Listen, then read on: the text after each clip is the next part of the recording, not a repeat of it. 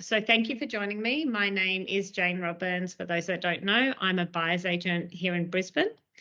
I've been doing these quarterly updates now for a little while, and they've been helpful for people sort of looking into the market, watching the market. I try to keep a balanced view and also speak a little bit to the demand side, given that a lot of the data that we see is sort of more on the supply side of the market. We're here on the ground in Brisbane, so we do attend a number of open homes and see sort of auction results and sort of see things as the markets are changing. So I like to add a little bit of my insight around what we're seeing into the data that's also coming out of some of the data sources that we use.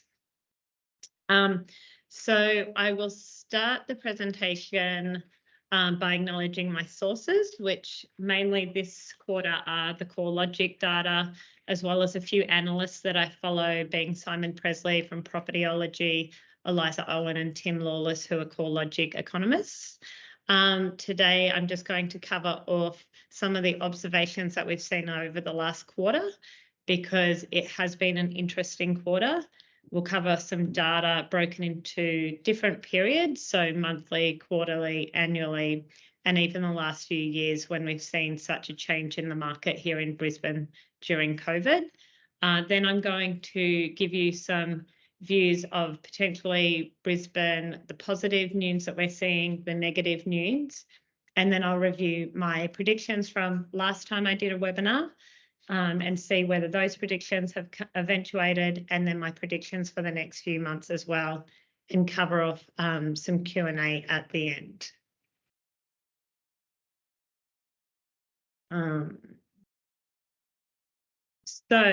What we're seeing here on the ground.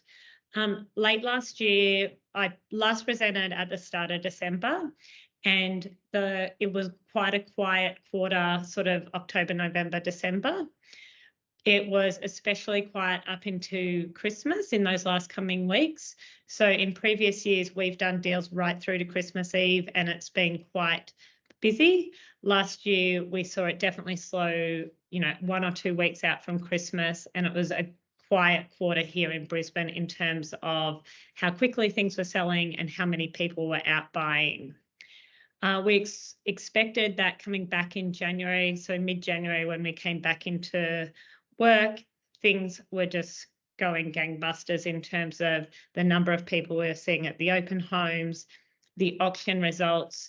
We saw a few homes sell very quickly, so sort of after the first open in January, and it was quite unexpected across the market. We heard reports through some of the big agencies that numbers at open homes were up 25%, and I feel that's a fair reflection of what we were seeing attending those open homes. So buyers were out in force. We really were a little bit, it was unexpected, and sort of asking agents and speaking to people on the ground, we noticed that there was 3 main groups of people out, and they were explained by these types of people. So we've had a lot of people relocate to Brisbane over the last few years, and they now call themselves locals.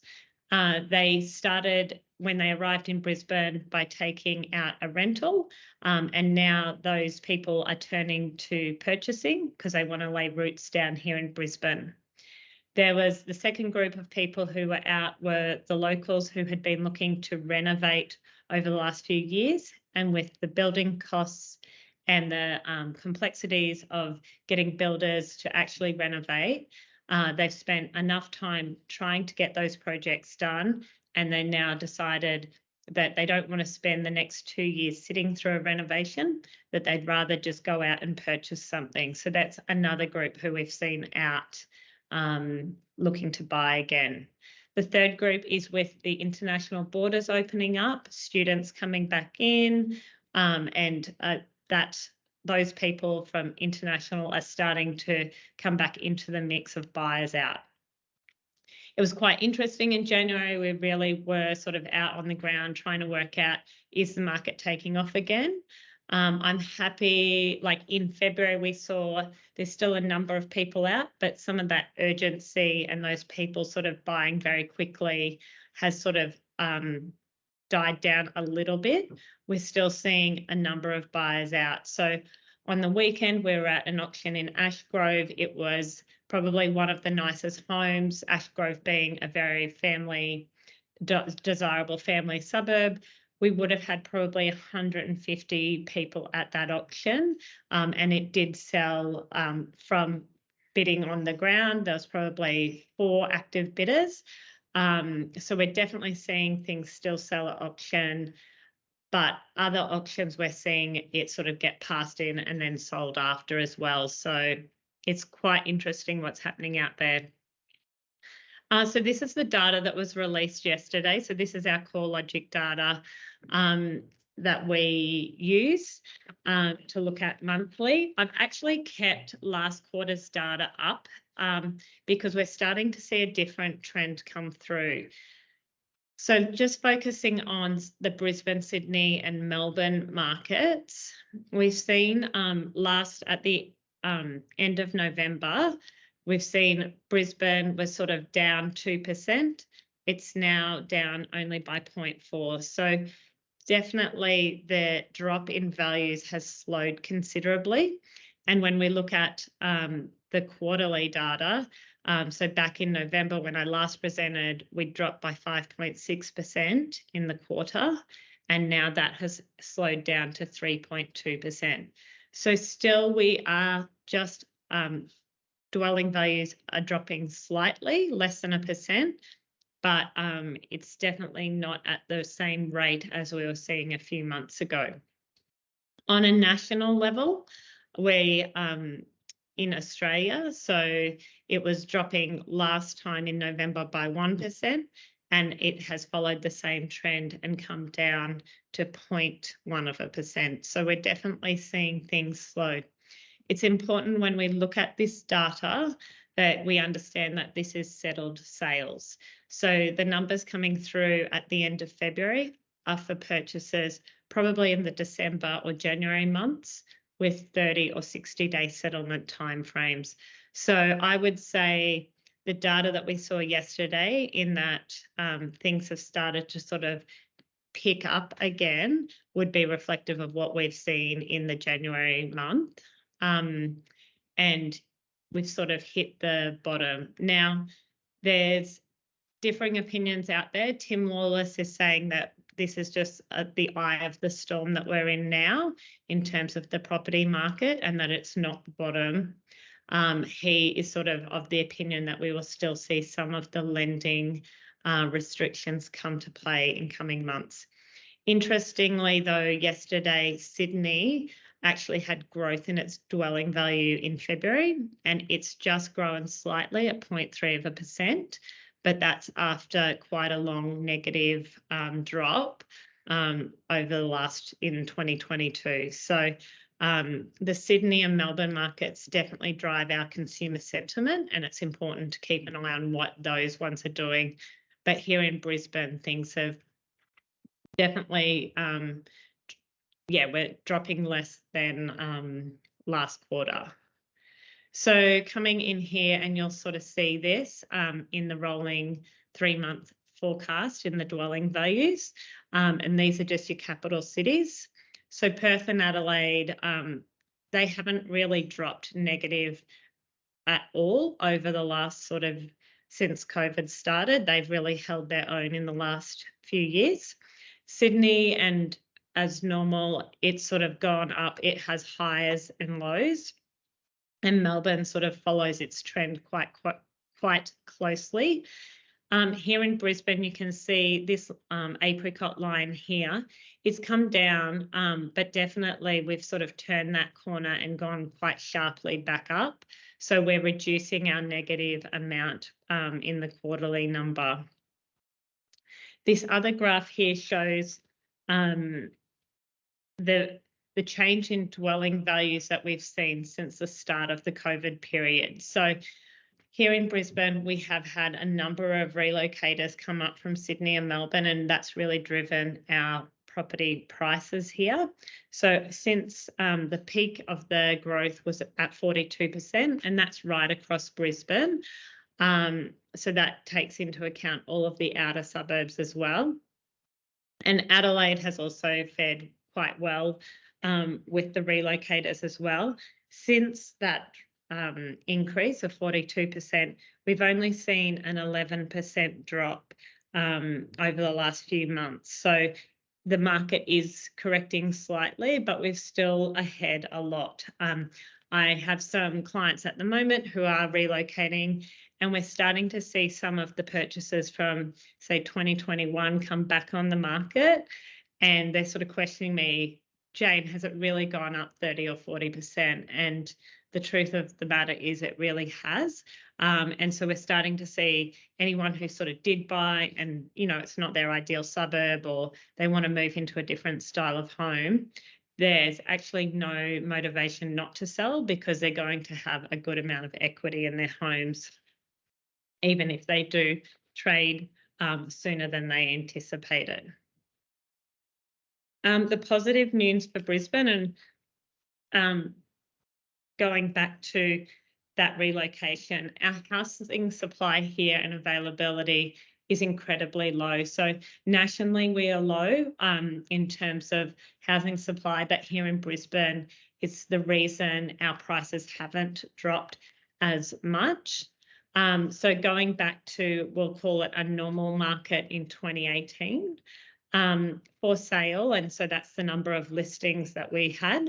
We were sort of sitting at 28,000, just over nearly 29,000 properties back in January 2018. That's now, you can see it's down by 37%, and we've only got 18,000 listings on the market. So there isn't as many houses to buy on the market. And the problem is even worse in the rental market. So back in 2018, we had 11,500 properties up for rent. Now it's dramatically changed. We're, you know, dropped 75%, and rental properties are down to 2,800. This has been driven by a huge population change between those 5 years, which is up 230,000 people. So this problem still exists regardless of what else is happening outside Brisbane. It's the big factor of why property is in short supply and why housing prices have really stayed up higher. This is definitely driving yields, and Brisbane still has a lower dwelling value than Sydney and Melbourne, and our yields are much higher. So I've just pulled them out here. As you can see, units are sitting much higher at 5.3% than Sydney and Melbourne, and then houses as well. So while these yields sit higher and the values sit lower, it will still attract the investors to Brisbane, and it's mainly because of the change in population. Couple this here on the ground, there's a lot of infrastructure projects, both short-term and long-term, coming to Brisbane. So at the moment, we've got the Cross River Rail, which is our second rail crossing, which is an important piece of infrastructure. It's going to connect the north and south and open up a lot of suburbs in the south side of the river. We've got the casino precinct going ahead and 2 new footbridges currently being built. So there's a real buzz around the city around some of those projects. And longer term, we've got more infrastructure coming with the Olympics, and some of those plans that are being proposed and spoken about are quite exciting. And just in the last couple of weeks, we've had $7 billion worth of funding committed by federal government into Brisbane for those games. So I think Southeast Queensland as a whole, the market, there's a lot of good things happening. Across, I suppose, negative news, what's happening on a wider macro level in economics in Australia is that we still do have cash rate. Cash rates escalated quite quickly, our inflation and the consumer sentiment. So interest rates are still predicted to rise this year, and it's a very important factor in the housing market. We've got what has been in the media as well, been spoken about quite a bit, is the fixed rate loans. The cliff is about to come. So a lot of the loans that have been locked in at those lower rates over the last couple of years are about to come out of their fixed period, and the peak of that will hit in April 2023. Just so you can sort of understand the impact of that, most people, so just under 70% of loans are on variable. So we've still got sort of 30% of people coming off of fixed rates. Definitely when the rates were low, we expected that they would rise. So this chart came out from CoreLogic over the last, just in the last couple of days, and it shows what's happened to dwelling values since the start of the rises on a national level. So you can see, like from May last year, the impact sort of was around August, September, we were sort of getting the most impact. But here in February, it seems that it's dropped off dramatically and only reduced by a little bit. So whether people are now sort of coming to terms with the cash rate rises and have sort of jumped back into the market, we won't know for a couple more months whether that's a trend that continues. The full impact of that cash rate until sort of all of those fixed rates come off, we are still yet to see. And it's one of those eye in the storms, I suppose, by Tim Lawless, whether the market has sort of bottomed out and is on the rise, or whether it's just a little dip in the market that we're seeing. Definitely consumer sentiment has always been one of the bigger drivers of the market here in Brisbane, and what's happening in Sydney and Melbourne normally does impact us just through media reporting on those markets more than Brisbane itself. But given that in February we did see that slight increase in Sydney, we just don't know sort of how that sentiment's going to change over the coming months. So jumping into our prediction, or my predictions. So I've just gone back to our predictions at the last webinar, and sort of I want to just quickly cover those off to say this is what I was predicting, and has that eventuated and things like that. So last presentation I said that overall in the next quarter we would see Brisbane fall slightly. At that point it was falling sort of 2% at the month. I sort of said it would drop back to sort of 1.5%. And I think that that's really eventuated. Like last month, in February, it was less than 1%, but we did continue to fall, but at a slower rate. What we are seeing is that suburbs we have our blue chip suburbs, the next sort of ring of suburbs out from that. We have seen them fall slightly more, and they're more impacted by that cash rate. So we have seen different suburbs reacting differently, which is why we always talk about understanding the market that you're purchasing in very well. I think that we have seen a little bit more stock come onto the market in February, so we're starting to see listings come up a little bit more. Unfortunately, we don't have CoreLogic data on a listings by city at the moment. They'll probably release that report in the next few weeks. Over the last year, when that report has been released, Brisbane has always been quite a lower stock level than even on the Australian level, so we're more impacted by that small amount of stock. Okay, so at the moment I would say it's slightly more a buyer's market than what we've seen through 2021, and that's sort of still continuing at the moment, and the RBA will continue to rise rates, which we've seen has come through, but it's been a little less aggressive than when they first started.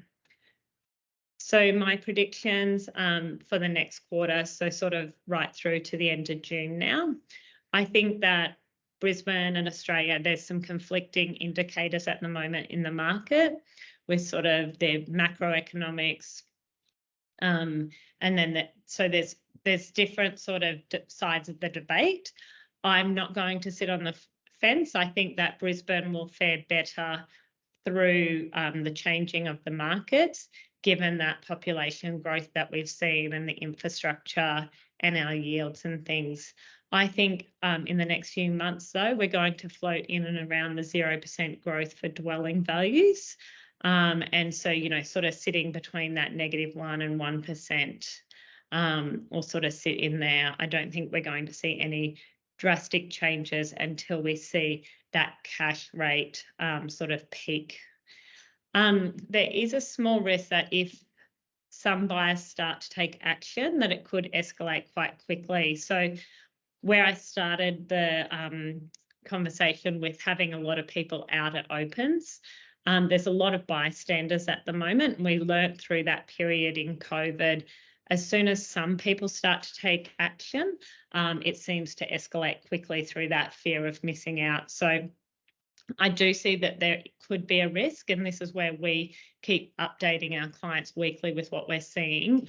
But if some people do start to jump back into the market, it seems that sentiment changes quite quickly. So there's a small risk of that, but I think overall, like we saw in February, it hasn't really taken off with the urgency that we saw in January. There's, I think, a small window of opportunity. So we've learned a lot in the Brisbane market up here in COVID, when there was sort of that escalation in the market in certain suburbs and even down to certain property types, what really people turned to when it did get competitive. And I think some of that competition has come out of the market over the last 6 months. And I think there's an opportunity there to get some of those assets. And then when it does take off next, or, you've sort of got that upswing there quite quickly. So I think what we've learned in the last couple of years, we need to be sort of learning from those lessons where there is an opportunity. And I think we'll continue to see units and townhouses, and we've sort of got clients in and around those sort of property types at the moment. They will remain competitive. So as the cash rate's gone up and borrowing capacities come down, that seems to have been where people are turning to. And you can see the great yields and that we've got in those sort of property markets as well. So units will remain competitive, and we've got clients looking at the moment, and we're definitely seeing that with the units. So that is the end of my presentation.